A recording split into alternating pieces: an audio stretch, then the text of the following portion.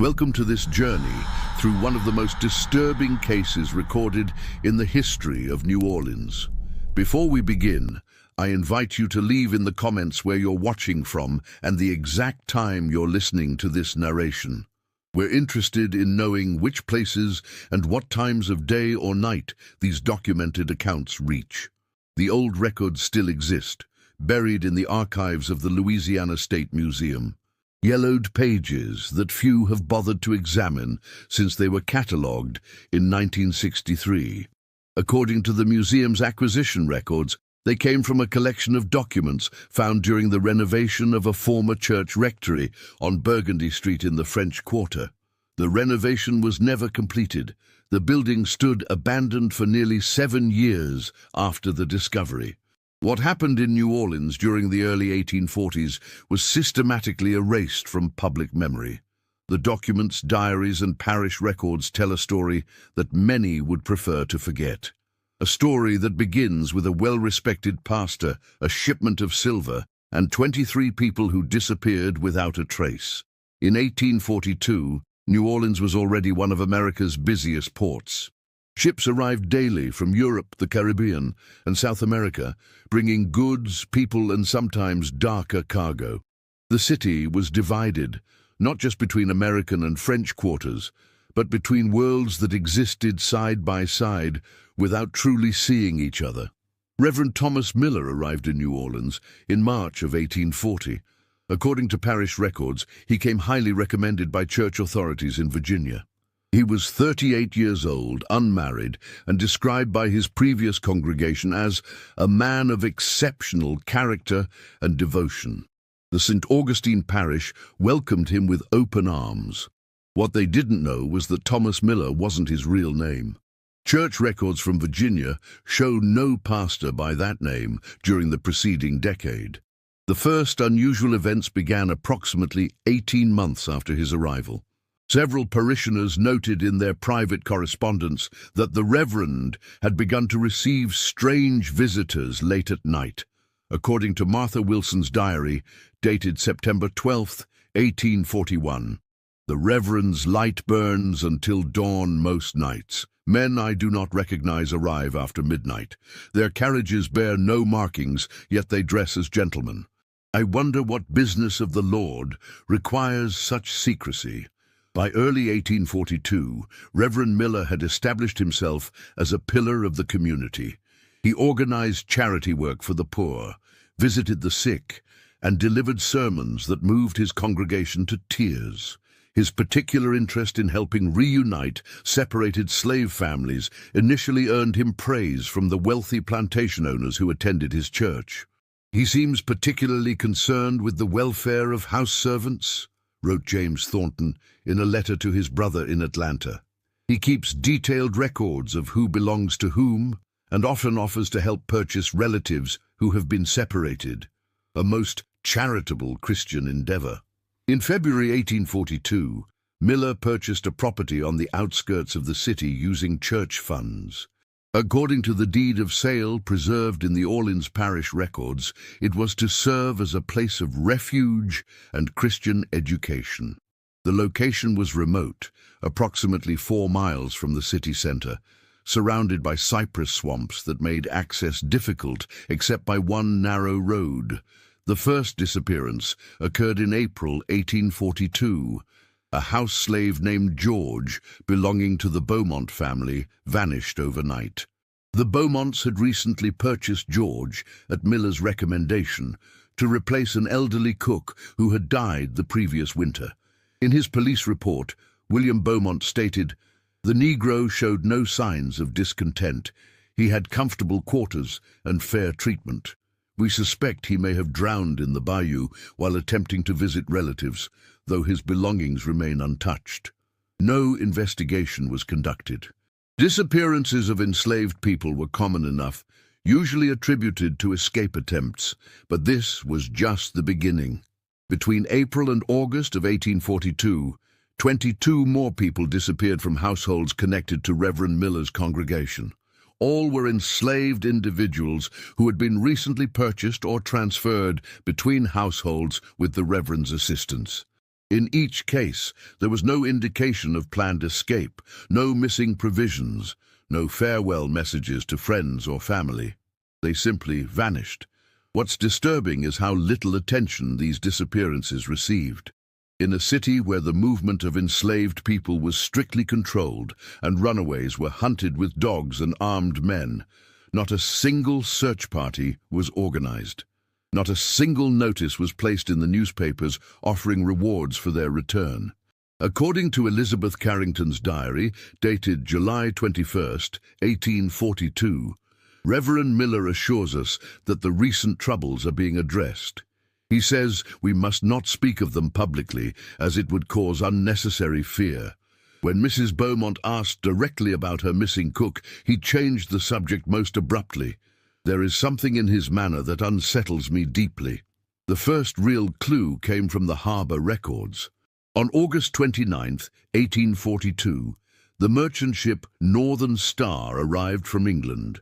Among its cargo was a shipment of silver bullion consigned to the First Bank of New Orleans. The ship's manifest listed 56 silver bars.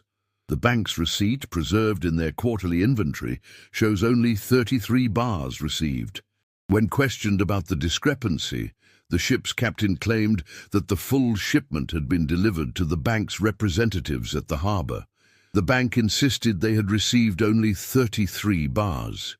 The investigation might have continued, but 3 days later, a fire destroyed the harbourmaster's office and all recent records. The case was never resolved.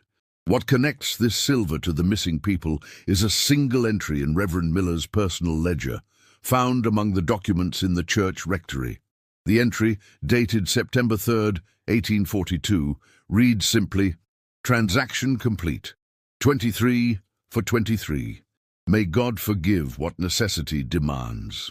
The document that truly reveals the horror of what happened is a letter found sewn into the lining of a Bible that belonged to Dr. A. James Merriweather, a physician and church member who apparently assisted Reverend Miller. The letter is addressed to his sister in Boston but was never sent. It reads in part, "What I have witnessed in that place beyond the swamps, I cannot fully describe, nor can I erase it from my mind. The Reverend claims it is God's work, a necessary sacrifice for a greater purpose. But I have seen the room where they are kept before the exchange. I have heard their voices through the walls. I administered the tincture as instructed to keep them compliant, but some still called out for mercy. May heaven forgive my part in this. The silver pays for something beyond my understanding, but I fear it is not God who receives it." The letter is dated September 10th, 1842. Dr. Merriweather was found dead in his home 3 days later. The official cause was listed as apoplexy, but no autopsy was performed. His body was buried within hours of discovery on Reverend Miller's recommendation to prevent the spread of possible disease. By mid-September, rumors had begun to circulate among the enslaved community. According to oral histories recorded by the Federal Writers Project in the 1930s, there were whispered warnings about the silver pastor who made people disappear. These stories were dismissed by authorities as superstitious nonsense. But the enslaved people knew something was deeply wrong. They avoided the road that led to Miller's refuge property, even if it meant longer journeys. A partial journal believed to belong to one of Miller's associates provides disturbing details about the property beyond the swamps. The writer, who identifies himself only as H, describes a compound surrounded by a high wooden fence. Inside were several buildings, a main house, a chapel, and a long, low structure with no windows that he calls the holding place. "The chapel bells ring at midnight," he wrote, "not to call to prayer, but to signal the arrival of the visitors. They come by boat through the back bayou, not by the road. Their faces are always covered. The exchange happens in the chapel, but what is being exchanged for the silver, I cannot say. The Reverend speaks of vessels and worthy sacrifices. After each exchange, the silver is stored in a chest beneath the chapel floor. The empty vessels are disposed of in the deepest part of the swamp, weighted with stones.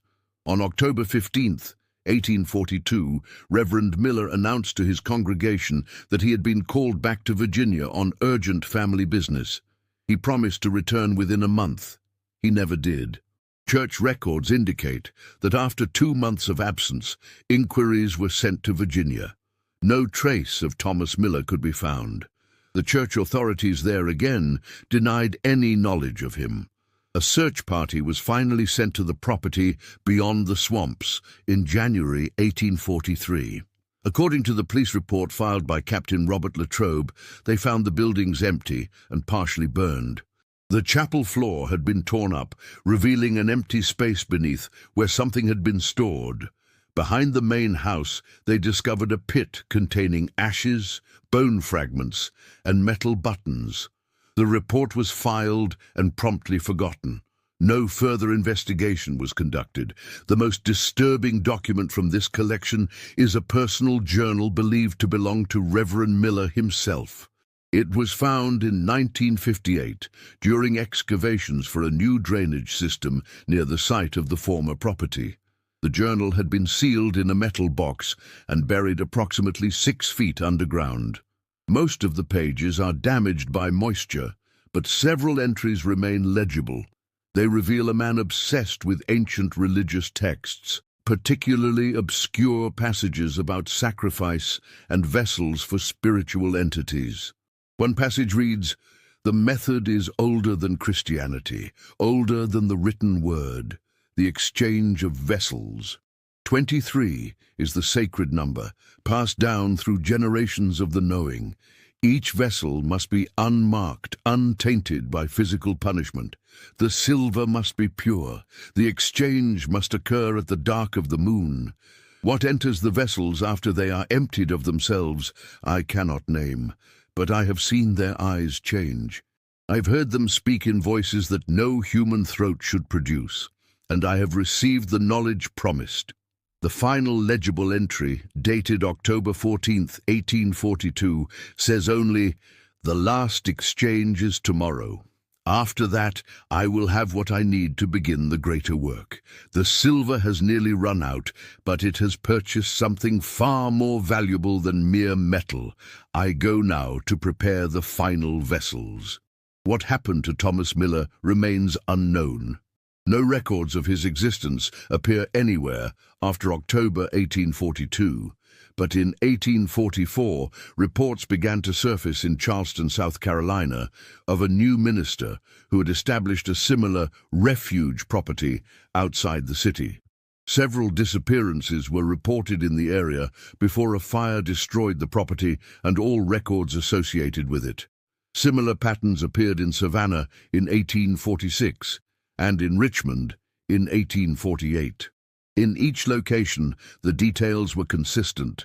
A charismatic religious leader, disappearances that went uninvestigated, rumors of midnight exchanges, and silver that changed hands for unknown purposes. The true horror of what occurred in New Orleans in 1842 may never be fully understood. The physical evidence has long since vanished into the swamps. The witnesses are long dead. All that remains are fragmented documents and the whispered stories passed down through generations.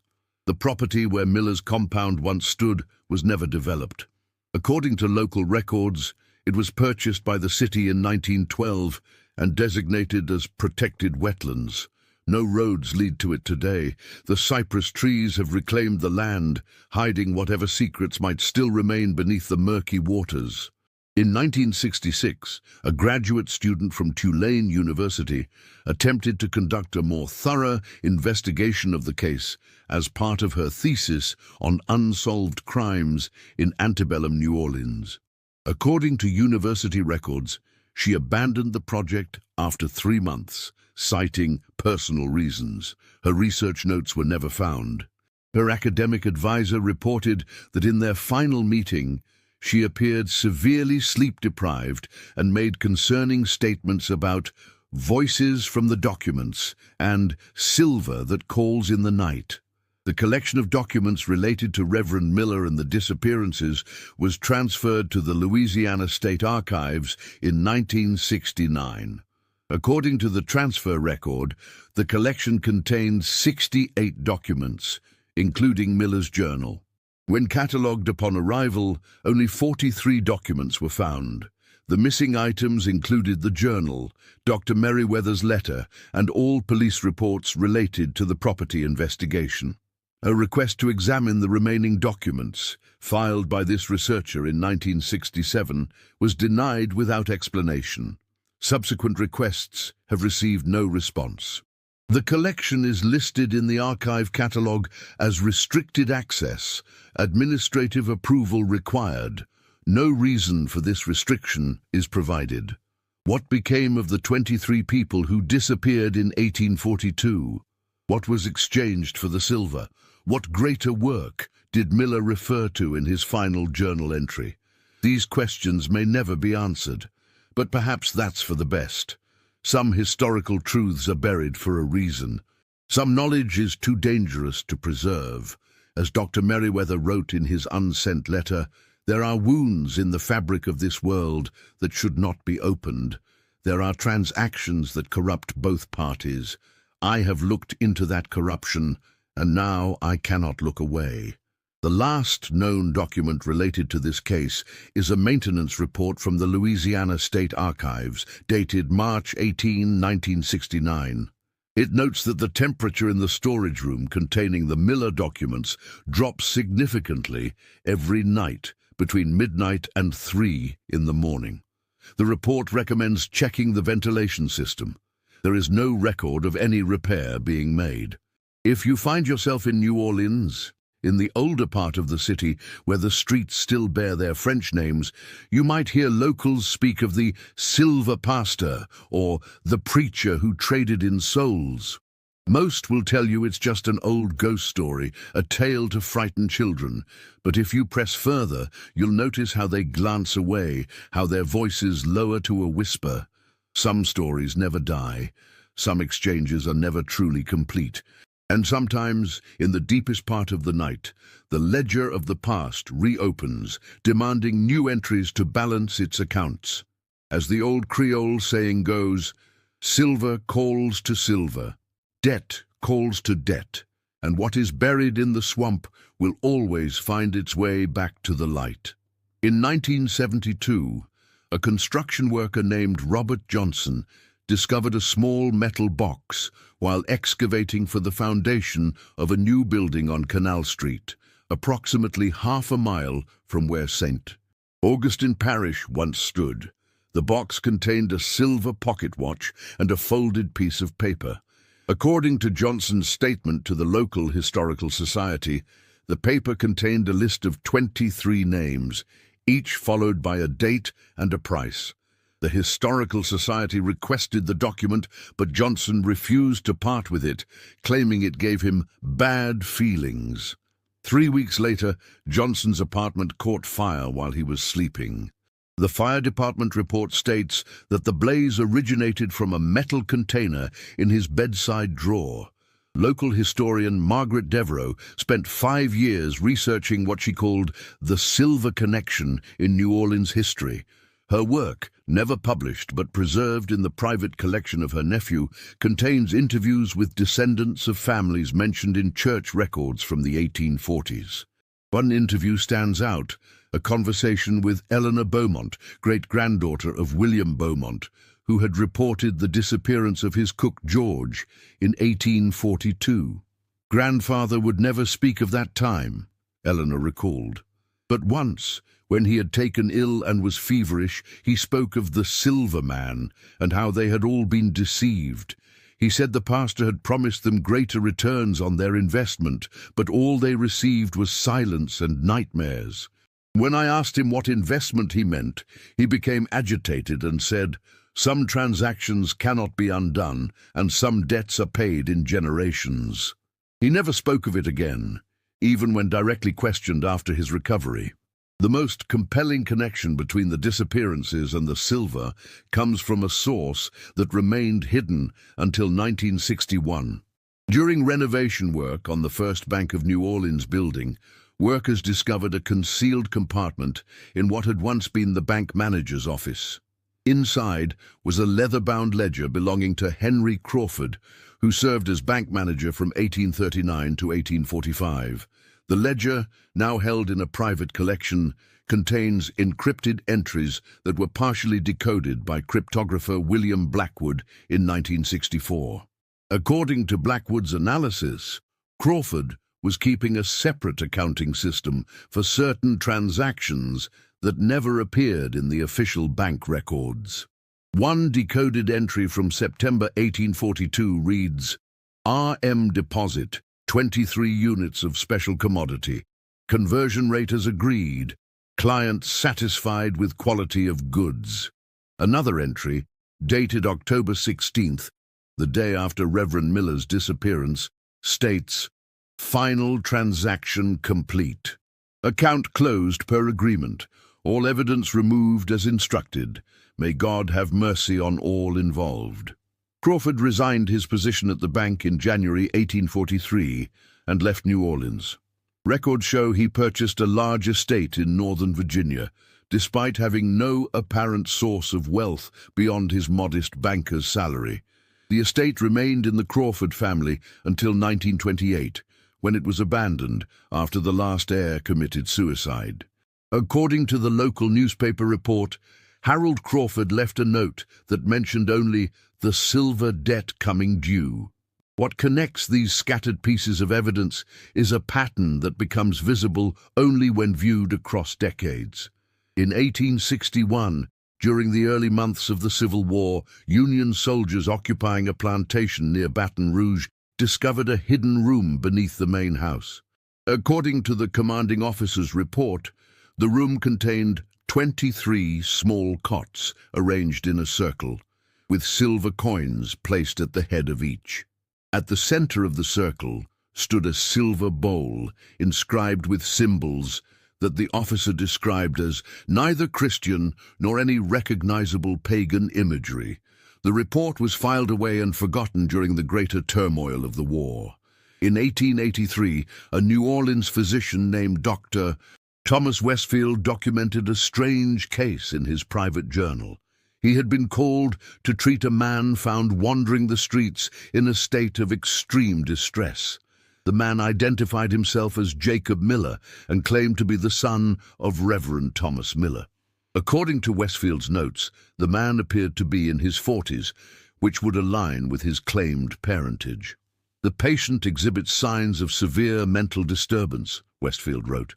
He claims his father did not die, as generally believed, but transformed himself through some unholy exchange involving silver and human vessels.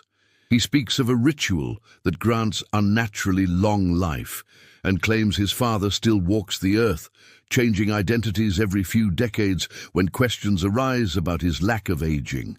Dr. Westfield diagnosed the man with hereditary madness and had him committed to the Louisiana State Asylum, where he died 3 months later.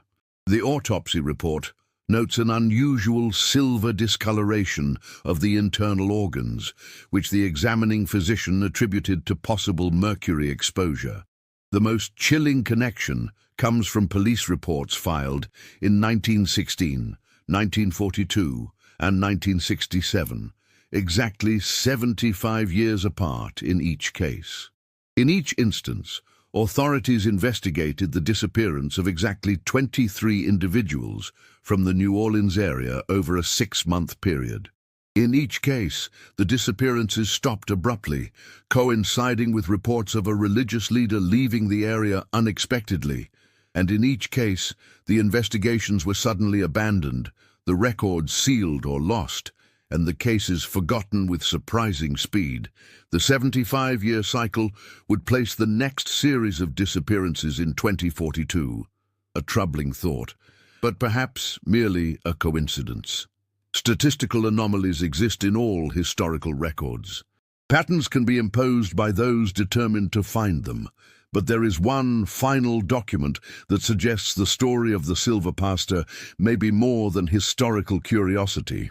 In 1968, a janitor at Tulane University discovered a sealed envelope taped beneath a desk in the research library. The envelope contained a single page, apparently torn from the missing journal of Reverend Miller. The text, written in a cramped, urgent hand, reads, "The silver is merely the vehicle, the catalyst for the exchange. What passes between the vessels and those who come from elsewhere cannot be named in human language. I have learned that the cycle must be maintained. 23 vessels, 75 years. The exchange creates a door that remains open only briefly, but what passes through that door remains. It must be contained, controlled. The silver binds it to a purpose. Without that purpose, it would consume indiscriminately. I have made arrangements for the work to continue in my absence. The knowledge has been passed to those who will recognize its value. The silver has been secured for the next exchange.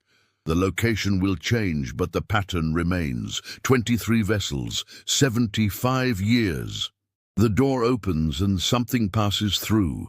The page was submitted to the Louisiana State Police in 1968 by Professor James Harrington, who suggested it might be connected to several recent disappearances. According to police records, the submission was logged but never investigated. Professor Harrington took a leave of absence from the university the following semester and never returned to his position. University records indicate he accepted a research position abroad, but no specific institution is named. The original page was transferred to the evidence archives of the Louisiana State Police. A request to examine it, filed in 1983, received the response that no such item existed in their records.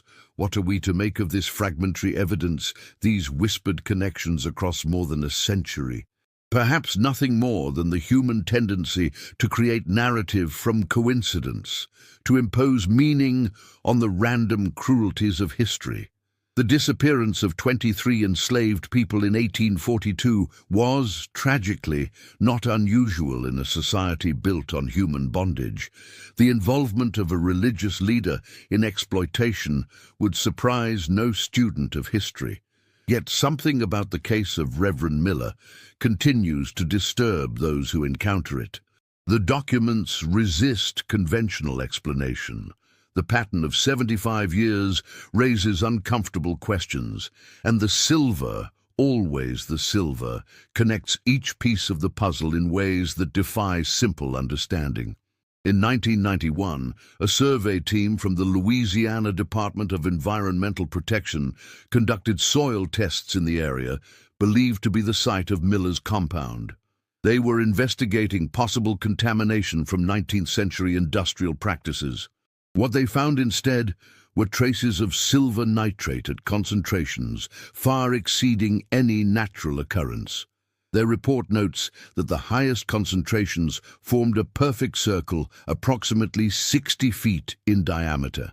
At the center of the circle, soil samples showed unusual disruption patterns consistent with extreme heat application or rapid subsidence. The team requested permission to conduct further testing. Their request was denied by state authorities. The lead scientist, Dr. Eleanor Jenkins, filed a formal protest and announced her intention to publish her findings independently.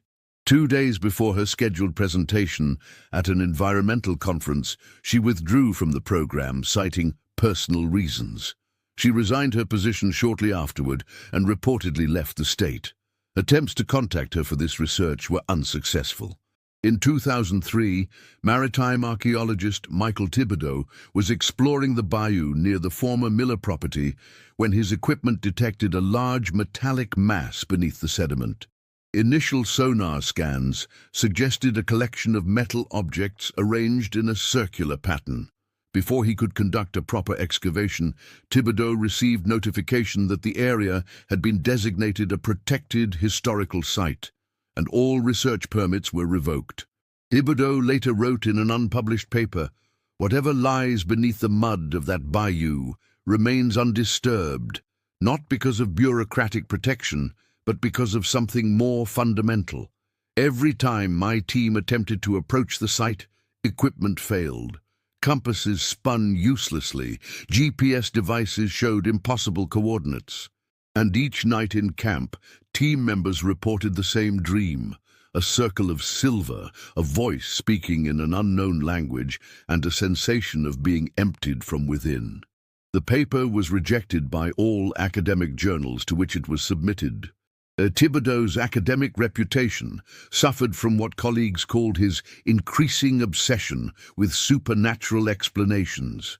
He left academia in 2005 and was last reported living in a remote area of Maine, refusing all contact with former associates. The final piece of this disturbing puzzle comes from an unexpected source. In 2017, a construction project in the Garden District of New Orleans unearthed a small silver box buried approximately 10 feet below street level. The box contained a single sheet of paper and 23 silver coins of Spanish origin, dated between 1790 and 1810. The paper, preserved between layers of wax, contains text in what appears to be Reverend Miller's handwriting. It reads simply, "The vessels are prepared. The exchange proceeds as planned." 23 for 23.